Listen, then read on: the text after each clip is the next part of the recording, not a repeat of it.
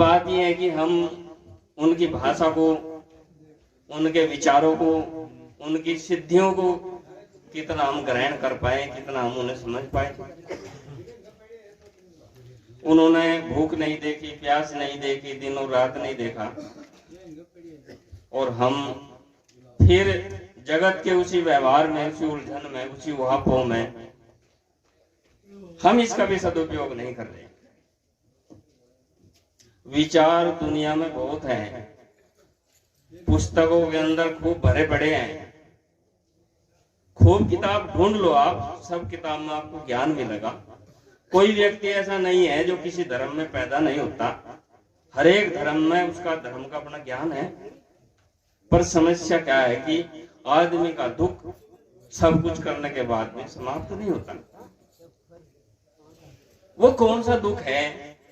आप किसी भी घर में जाओ, किसी भी इलाके में जाओ, किसी भी देश में जाओ, आदमी की समस्या का समाधान ही नहीं। यहां सब विचार करते हैं कि भाई काल बलि आया, काल बलि नष्ट करता है सब। हाँ, काल भी है, काल के चक्र में सब नष्ट होता है। पर यदि काल से ही काम चलता, काल सब चीज नष्ट करता है, दो चीज उसके भी बस की नहीं है, जन्मना और मरना और भ्रम। क्योंकि जीव जब जन्मता है तो भ्रम के कारण, मरता है तो भ्रम में। यदि उसकी चक्षु खुल जा, उसका भ्रम मिट जाए, तो उस भ्रम मिटाने के लिए सतगुरु जो है वो अवतरित होते हैं। और उनकी एक ही भाषा है, दो भाषा नहीं है। सतगुरु की भाषा एक सदा से, दो भाषा जग बोल रहे। जगत की भाषा दो है, सतगुरु की भाषा एक है, क्योंकि ये चेतन है, वे जड़ नहीं है। इसलिए महापुरुषों ने कहा है कि सुन के शिखर पे गैब का चांदना, वेद की तेज को गमना ही।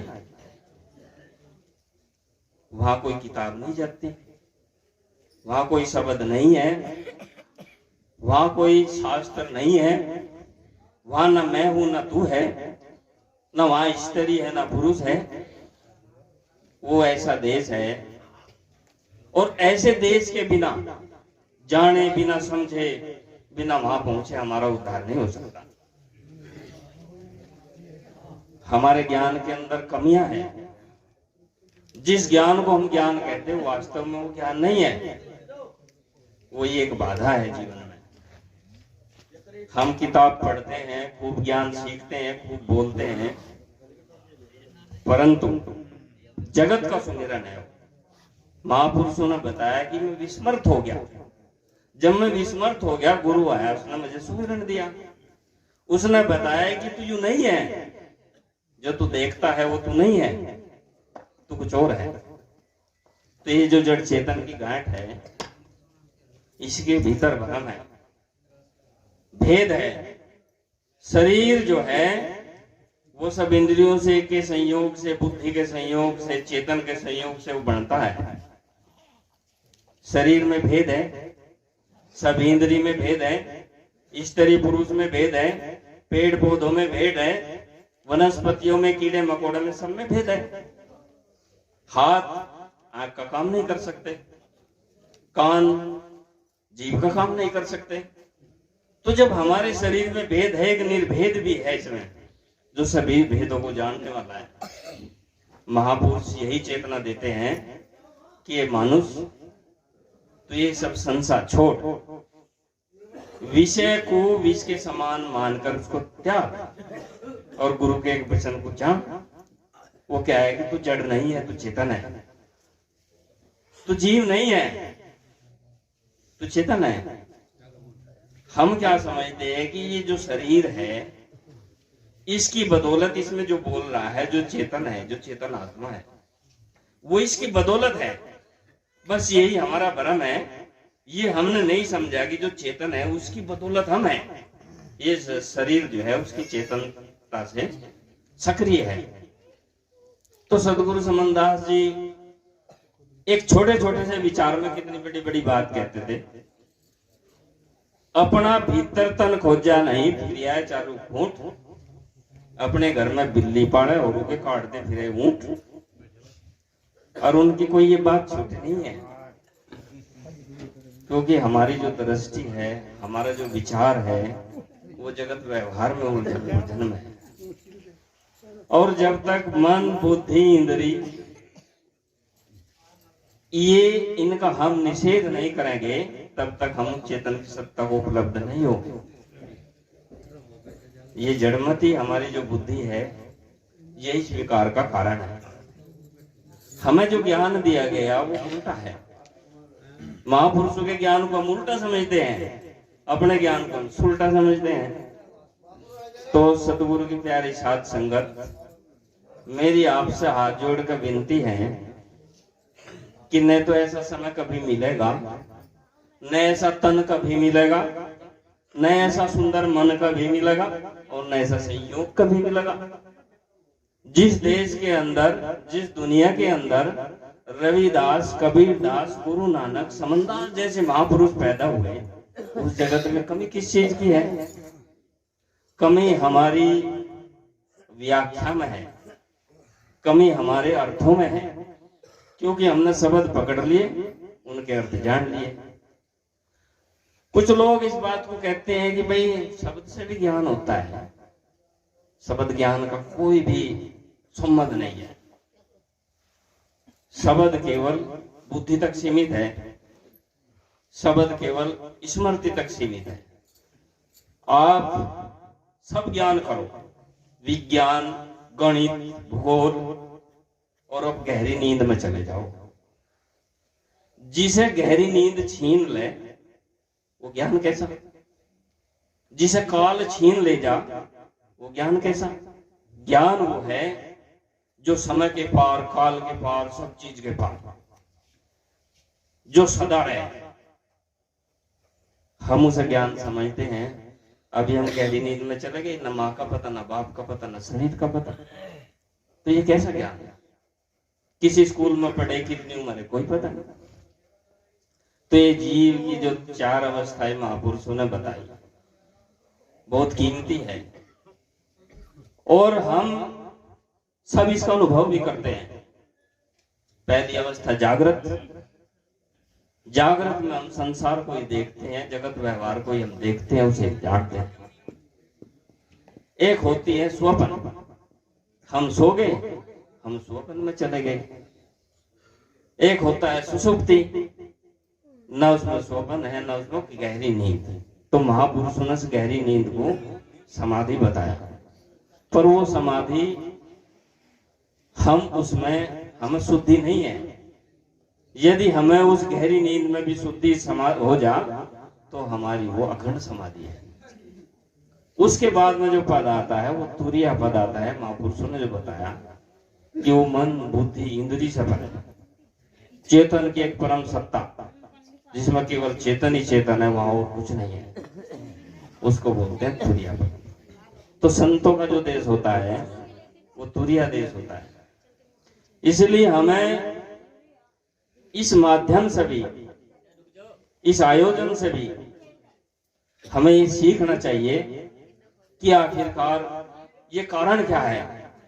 हमारे बीच में जो महापुरुष आते हैं, भाई वे दिन रात जागकर क्यों समझाते हैं? आप खुद से विचार करो कि ऐसा बताया गया कि हम जैसे एक मिट्टी है, सभी को पता है ये मिट्टी है, और ऐसा भी नहीं है कि भाई कोई यहाँ ज्ञानी है, सबको ज्ञान भी है। स्त्री को स्त्री का ज्ञान है, पुरुष को पुरुष का ज्ञान है। उससे पूछो क्या है कि पेट है, उससे पूछोगे क्या है मकान है, उससे पूछोगे क्या कान है, उससे पूछोगे। यदि किसी पुरुष को स्त्री कह दो तो क्या कहते जब पता नहीं मैं पुरुष हूं। आदमी को बोध क्यों नहीं है? बोध बहुत है, पर एक बोध नहीं है।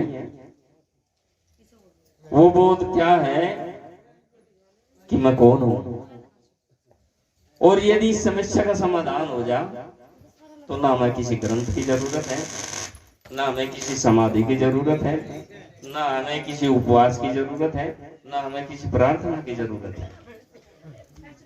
महापुरुषों ने तो यही बताया कि माथा टेक तो एक बार टेक, पर उसे तसल्ली रखे। ऐसा बताया कि एक मुसलमान था, वो मुसलमान 5 वक्त की नमाज पढ़ता था, और वो अपने लड़के को ऐसे कहता था कि भाई तू नमाज नहीं पढ़ता। उसने कहा अरे बाप रोज रोज के पढ़ना, बस मैं पढ़ूंगा तो बस एक ही दिन पढ़ूंगा। तो वो समय जब आया, उसने कहा कि भाई बाप तुझे आज जो है मैं नमाज पढ़ने के लिए जाऊंगा। तो जब वो नमाज पढ़ने के लिए मस्जिद में गया, और जब उसने सिजदा किया, तो सिजदा करने के बाद फिर जागृत नहीं हुआ, वो फिर उठा नहीं।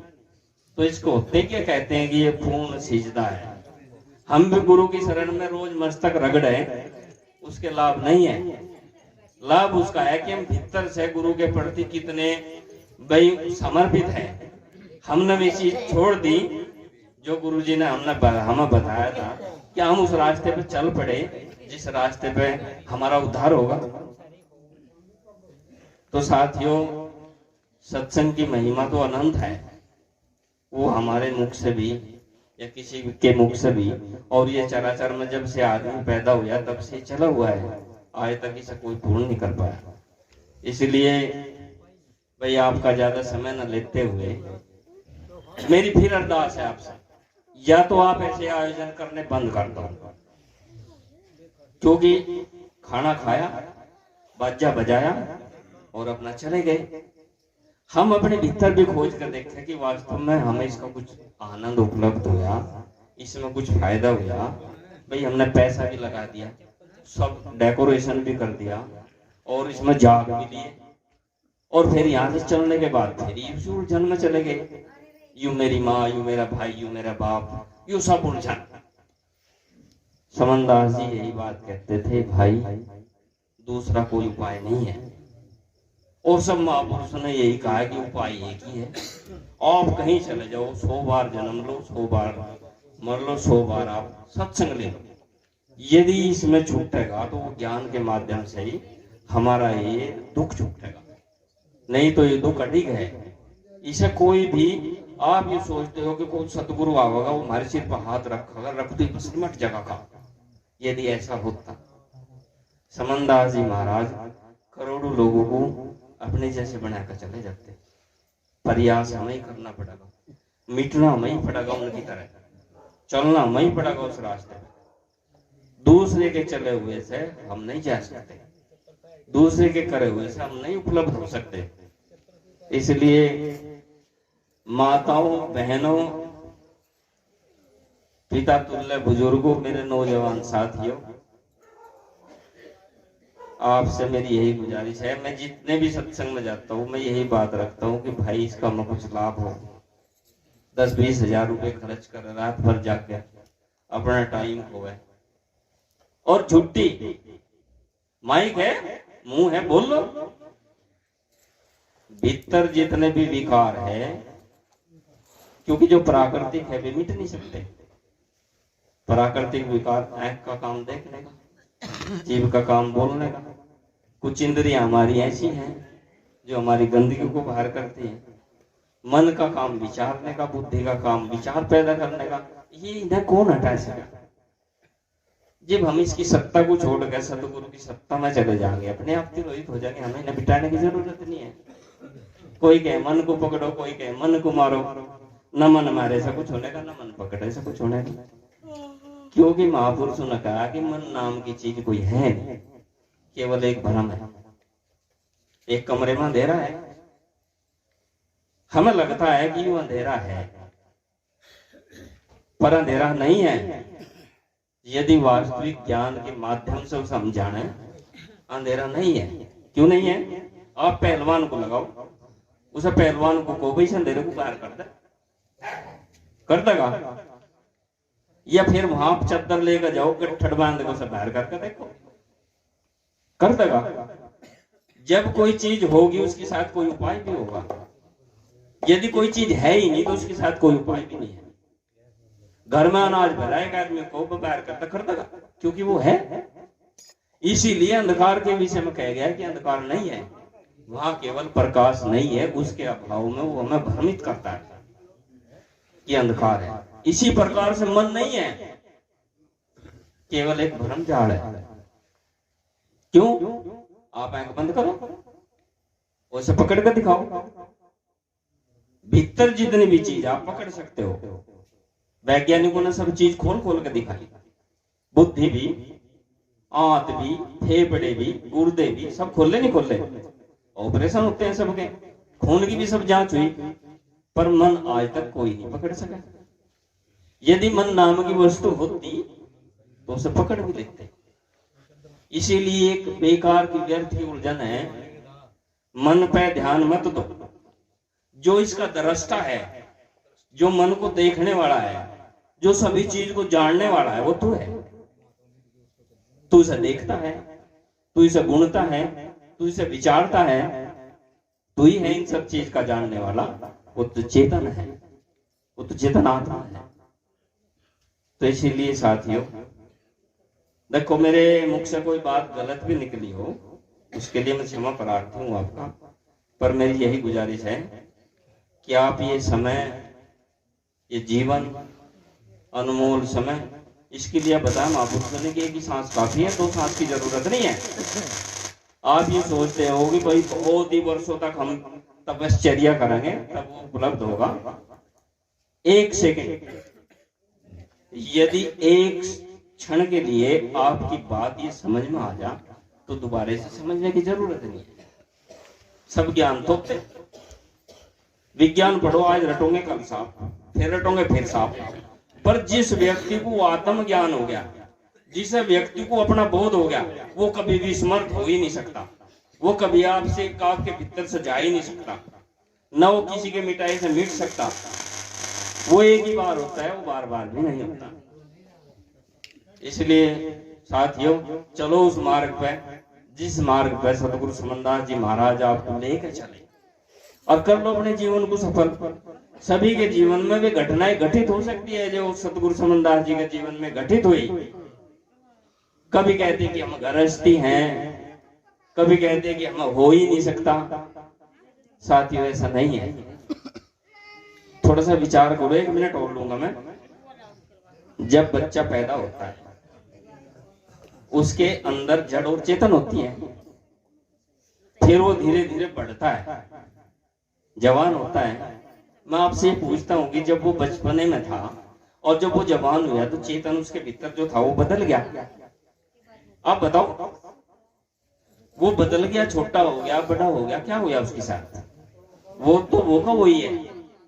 आपने शादी कर ली, शादी के बाद बच्चे हो गए, फिर हम पूछते कि आपका 10 बच्चे हुए, उसके बाद वो जो चेतन है इसके अंदर, वो फिर घटा बढ़ा या फिर ऐसा ही रहा?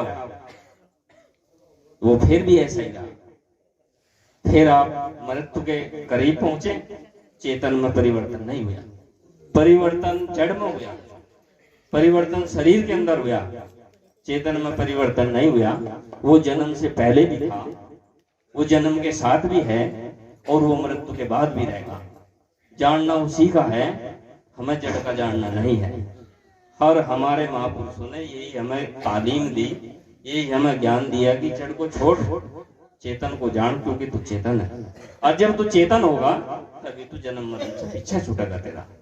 और यदि ऐसा नहीं है तो शीशे में अपनी परछाई देखो, ये परछाई भ्रमित करती है, ये मन के रूप है, ये शरीर के रूप है, उसी में उलझ पुलझ हो गए, उससे पर्दा हो गए चेतन से, तो जड़ मटी हो जाता है। यही जन्मना है, इसका यही मरना है। इसलिए साथियों, सतगुरु समनदास जी महाराज को सत सत नमन, और हमारे जगत में जितने भी महापुरुष हुए उनको मेरा कोटि कोटि नमन, और भाइयों आपको भी मेरा कोटि कोटि नमन। सत साई।